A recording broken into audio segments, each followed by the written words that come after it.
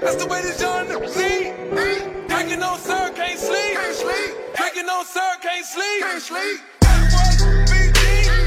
That's the way this young see. Drinking on sir, can't sleep. Drinking on sir, can't sleep. Yo tout le monde, j'espère que vous pétez la forme. Aujourd'hui on se retrouve pour une toute nouvelle vidéo sur One Piece. Et dans cette vidéo on va parler du combat qui va opposer Luffy à Charlotte Lulin aka Big Mom aka Monstrueusement de Glace. Vous savez déjà ça. Bon, dans cette vidéo c'est pas une vidéo de théorie ou quoi que ce soit. Non, voilà, c'est juste que je voulais faire une petite vidéo pour vous faire patienter. Vu que je travaille sur une théorie qui prend un temps de ouf, donc je me suis dit il faut que je fasse une petite vidéo entre temps pour vous faire patienter. Donc dans cette vidéo je vais vous parler du combat qui va se passer entre Luffy et Big Mom. Voilà, je vais un petit peu parler de leurs flottes respectives, vous parler de leur pouvoir et lâcher quelques petites spéculations sur eux. C'est vraiment pas une vidéo sérieuse où je vais bien argumenter, mais comme je l'ai dit, c'est pour vous faire patienter. Je vais pas rester inactif pendant plus d'une semaine, mais bien sûr je ferai une vidéo plus travaillée et plus longue sur ce sujet quand on aura assez d'informations. Bon voilà, assez de blabla et passons à cette vidéo.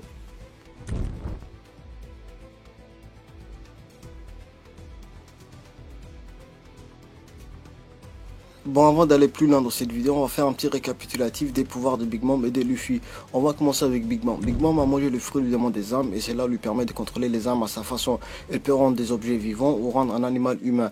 Et personnellement, j'arrive pas à comprendre comment ce fruit du démon n'est pas le fruit du démon de type paramécia le plus fort. Certes, j'aime beaucoup les fruits du démon que Barbe Noire a volé, c'est-à-dire le Goragoanomi, qui est un fruit du démon dévastatrice, mais comparé au fruit du démon de Big Mom, qui peut rendre des objets vivants et qui, en plus de ça, créer toute une armée à l'aide de ce fruit du démon, ben désolé pour moi, Big Mom détient le fruit du démon de type paramécia le plus puissant. Mais bon, j'ai pas trop envie de vous donner plus de détails vu que je prévois de faire une vidéo sur ce sujet, donc je vais essayer de garder mes arguments. Bon, maintenant on va parler de notre très cher Luffy. Luffy a beaucoup progressé durant le time skip et on a pu voir les progrès énormes qu'il a fait, que ce soit au niveau de sa haki ou bien de son fruit du démon, vu qu'il a atteint le Gear 4 qui a réussi à battre Doflamingo, chose qui n'est pas rien. Il a aussi le Gear 2 et 3, mais bon voilà, les 2 et le 3 ne vont pas affecter Big Mom, vu que déjà ça n'a pas marché contre Cracker. Je ne pense pas que ça va marcher contre Big Mom qui est un Yonko, donc je vais pas trop parler du Gear Second et du Gear 3, mais dans cette vidéo on va s'intéresser à un guerre qui nous est inconnu, un guerre qui va sûrement faire son apparition pendant le combat l'opposant à Big Mom, et ce guerre est le guerre Furax, voilà, on va l'appeler comme ça.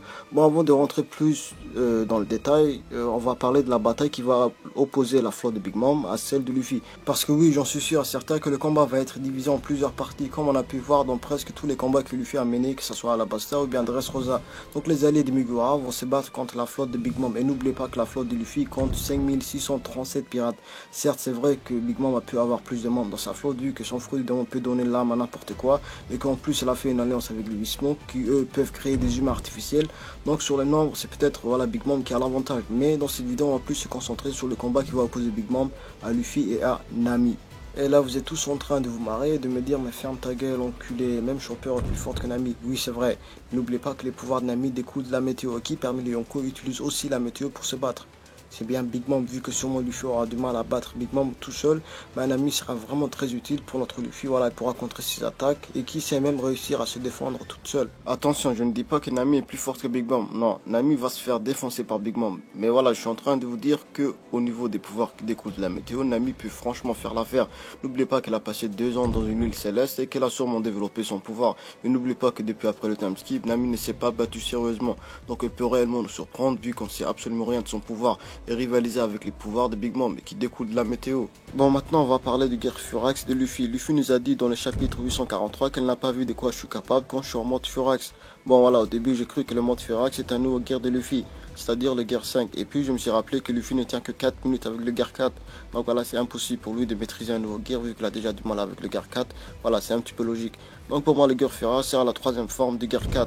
On a la première forme de transformation du guerre 4, puis on a le guerre 4 Tankman qui est une forme qu'on ne verra pas tout le temps, vu que voilà, c'est les biscuits qui l'a rendu ainsi et non pas lui-même, et finalement la 3e forme de guerre 4 qui nous est inconnue, qu'on va appeler le guerre 4 Furax. Moi je pense que ce guerre Furax va être activé quand Luffy sera très énervé et qu'il n'aura plus de contrôle sur lui. Je pense franchement ainsi, parce que vu que déjà Luffy a du mal à contrôler le guerre 4, vu qu'il ne tient que 4 minutes avec ce guerre, alors voilà, contrôler une forme plus avancée du guerre 4, c'est-à-dire le guerre 4 Furax, ben voilà, je trouve ça un petit peu illogique.